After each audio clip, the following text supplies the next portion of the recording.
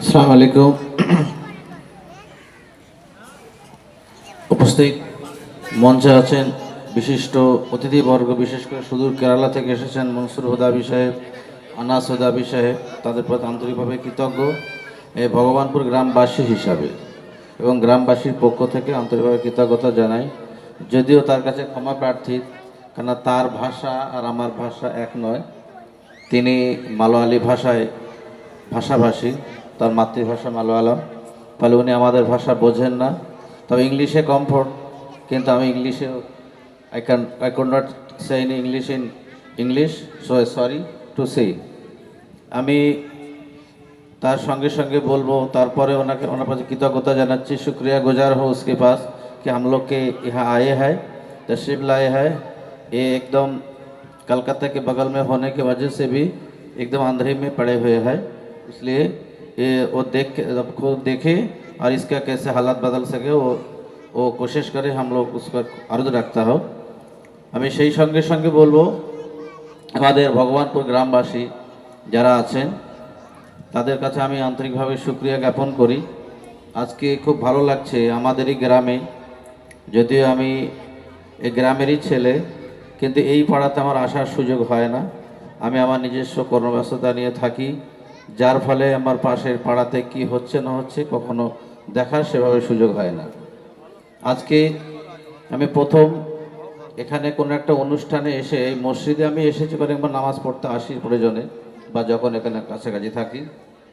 এটা সুন্দর বিষয় আমি দেখছি, খুব ভালো লাগছে যে আমাদের গ্রামে যে মসজিদকে কেন্দ্র করে যে সুন্দর একটা শিক্ষার একটা হাব তৈরি হয়েছে, যেটা নবী আকরাম সাল্লাল্লাহু আলাইহি সাল্লাম তিনি করেছিলেন। মসজিদে নববীতে যে শিক্ষা কেন্দ্র প্রতিষ্ঠা করেছিলেন, সেই তারই অনেকটাই আদল আমি বলতে পারি। যদিও তার সঙ্গে কোনো তুলনায় করা যায় না, কিন্তু তারই আদল বলা যায়। নবী আকরাম সাল্লাল্লাহু আলাইহি সাল্লাম শুধু মসজিদে নববী করেছিলেন নামাজ পড়ার জন্য নয়, সেখানে ছিল আহলে সুফা, সেখান থেকে সুফিজমের শিক্ষা দেওয়া হয়েছিল, আর সেখান থেকে কিন্তু দ্বীনি শিক্ষা দেওয়া হয়েছিল। আহলে সুফারা সেখান থেকে জ্ঞান অর্জন করেছিল, সেখান থেকে রাষ্ট্র পরিচালনা করেছিলেন নবী আকরাম সাল্লাল্লাহু আলাইহি সাল্লাম।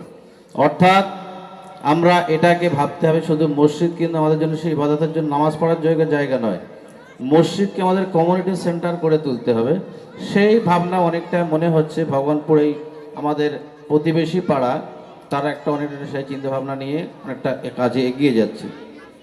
আগামী দিনে আরও এগিয়ে যাক। এই যে মক্তব বা মাদ্রাসা যে সূচনা করতে চলেছে, এটাও তারই একটা বৃহত্তর প্রকল্প বলা যেতে পারে। আমি সেই সঙ্গে সঙ্গে গ্রামবাসীদেরকে বলবো, যারা উদ্যোগটা নিয়েছেন, অত্যন্ত মহৎ উদ্যোগ। এই উদ্যোগকে আমাদেরকে আরও সকলকে সহযোগিতা করে, পরামর্শ দিয়ে, যেভাবে সহযোগিতা করা সম্ভব সহযোগিতা করে আরও এগিয়ে নিয়ে যেতে হবে। এবং এটাই বলবো যে আমাদের মসজিদ আমাদের জন্য কমিউনিটি সেন্টার হোক। মসজিদ শুধু নামাজ পড়েও চলে যাব, মাসলা মাসাল আলোচনা করবো চলে যাব না। এখানে থেকে এই পাড়া পরিচালনা, পাড়ার সামাজিক অবস্থা, পাড়ার বিভিন্ন বিষয়, সমস্যার সমাধান, এখানে শুধুমাত্র ছেলেরাই আসবে। মেয়েদের জন্য মসজিদ থেকে হেদায়েতের ব্যবস্থা বা তালিমের ব্যবস্থা কিভাবে করা যায় সেটা ভাবনা চিন্তা করা উচিত বলে আমি মনে করছি। কারণ মসজিদ যে সমাজে বা যে জাতির মধ্যে ঐক্যবদ্ধতা, জামাতবদ্ধতা আছে, সেই জাতির মধ্যে কিন্তু মানে আপনার কি বলে কি ওই মানে সামাজিক চেতনা কারণে অভাব থাকার কথা নয়। কারণ এখানে জামাতবদ্ধ যখন সবসময়ের জন্য হওয়ার সুযোগ আছে, জামাতবদ্ধভাবে সেখান থেকে ইমাম সাহেব তার সুন্দর সুপরামর্শ বা সুবক্তব্য, সুন্দর খুতবার মাধ্যম দিয়ে সমাজকে পরিচালনা করার জন্য, সুন্দর বক্তব্যের মাধ্যম দিয়ে সমাজকে সুষ্ঠু পরিচালনা করার ব্যবস্থা করতে পারেন বা উদ্যোগ নিতে পারেন। সেই সঙ্গে সঙ্গে আমরা চাইব আমাদের মসজিদে যারা ইমাম সাহেব, আমি এই মসজিদকে কেন্দ্র করে বলছেন, এটা সকল ক্ষেত্রে হওয়া উচিত।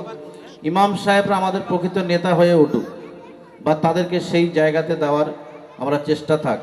ইমাম যতদিন না পর্যন্ত আমাদের নেতা না হতে পারবেন, ততদিন পর্যন্ত সমাজে কিন্তু কোনো রকম সফলতা আসা সম্ভবপর নয়। সেই জন্যে আমাদেরকে ভাবতে হবে, ভাবনার সূচনা করতে হবে। ইমাম সাহেব মানে ইমাম মানেই হচ্ছে কিন্তু নেতা, কিন্তু আমরা কিন্তু ইমামকে সেই ইমাম মনে করি না, আমাদের মাইনে করা ভিত্ত মনে করি। এই চিন্তাভাবনাকে আমাদের ত্যাগ করতে হবে এবং সর্বোপরি আমাদের ভাবনা মসজিদকে আমাদের কমিউনিটি সেন্টার হোক, কমিউনিটি সেন্টার হিসেবে গড়ে তোলা হোক, এই আশা আকাঙ্ক্ষা রেখে আমরা সবাই সেই চিন্তাভাবনায় এগিয়ে যাব। সকলের কাছে আন্তরিকভাবে ক্ষমা প্রার্থনা করে যদি আমার বলার মধ্যে কোনো কিছু ত্রুটি বিচ্যুতি হয়ে থাকে বা কারো কাছে কোনো রকম খারাপ কিছু লেগে থাকে, মনে হয়ে থাকে, আন্তরিকভাবে ক্ষমা চাই। আমি আমার বক্তব্য শেষ করছি। আসসালামু আলাইকুম।